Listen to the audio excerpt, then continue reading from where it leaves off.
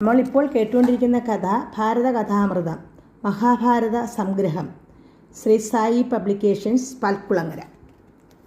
അപ്പോൾ ഇന്ന് നമ്മൾ ഭാരതകഥാമൃതത്തിൽ നിന്ന് എടുത്തിരിക്കുന്ന കഥ പരശുരാമൻ്റെ കഥയാണ്.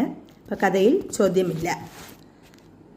ജമദഗ്നി ഭാര്യയായ രേണുകയും സന്താനങ്ങളുമൊത്ത് ആശ്രമജീവിതം നയിച്ചു വരവേ ഒരിക്കൽ ഹേഹയ രാജാവായ കാർത്തികവീരാർജുനൻ അതുവഴി എത്തി. 1000 കരങ്ങളും 8 ഐശ്വര്യങ്ങളും ഉള്ള കാർത്തികവീരാർജുനൻ രാവണനെയും പരാജയപ്പെടുത്തിയിട്ടുള്ള പരാക്രമശാലിയായിരുന്നു. രാജാവിനെ മുനി അർഘ്യപാദ്യാദികളോടെ സ്വീകരിച്ചു.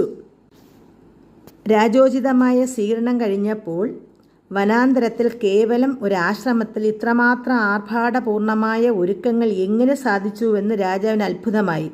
മുനിക്കൊരു കാമധേനു ഉണ്ടെന്നും അവൾ അഭീഷ്ടദായിനിയാണെന്നും എന്തും എപ്പോഴും ഉണ്ടാവുമെന്നും രാജാവ് അറിഞ്ഞു. എങ്കിൽ ആ പശുവിനെ തനിക്ക് ലഭിച്ചെങ്കിൽ എന്നായിരുന്നു ആഗ്രഹം. കൊട്ടാരത്തിലെത്തിയ ഉടനെ മുനിയുടെ ധേനുവിനെ പിടിച്ചുകൊണ്ടുവരുവാൻ ഭടന്മാരെ നിയോഗിച്ചു. അവർ രാജശാസന അനുസരിച്ച് ആശ്രമത്തിലെത്തി ബലമായി ധേനുവിനെ കൊണ്ടുപോയി. വിവരം ജമദഗ്നി ഇളയപുത്രനായ രാമനെ അറിയിച്ചു.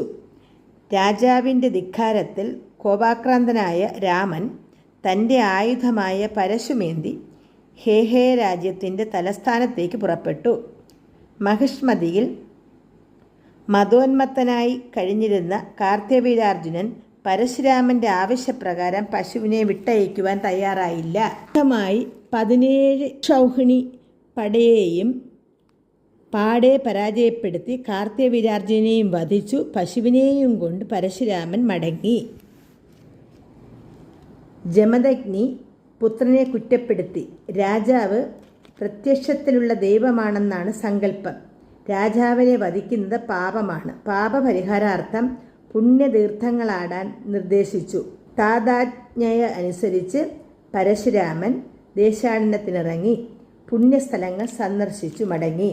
ഒരിക്കൽ രേണുക ഗംഗയിൽ ജലം കൊണ്ടുവരുവാൻ പോയി. അപ്പോൾ അവിടെ ചിത്രരഥൻ എന്നൊരു ഗന്ധർവസുന്ദരൻ കാമാംഗികളായ അപ്സര തരുണികളോടൊത്ത് ജലക്രീഡ ചെയ്യുകയായിരുന്നു.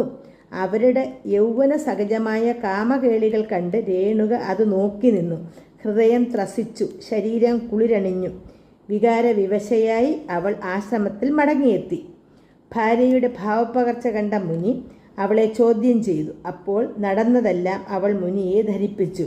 അന്യനിൽ ആസക്തയായ അവൾ പാപിയായി തീർന്നിരിക്കുന്നുവെന്നും അതിനാൽ അവൾ വധ്യയാണെന്നും മുനി തീരുമാനിച്ചു. അദ്ദേഹം പുത്രന്മാരെ വിളിച്ചു ദുരാചാരയായ അവളെ വധിക്കുവാൻ ആജ്ഞാപിച്ചു.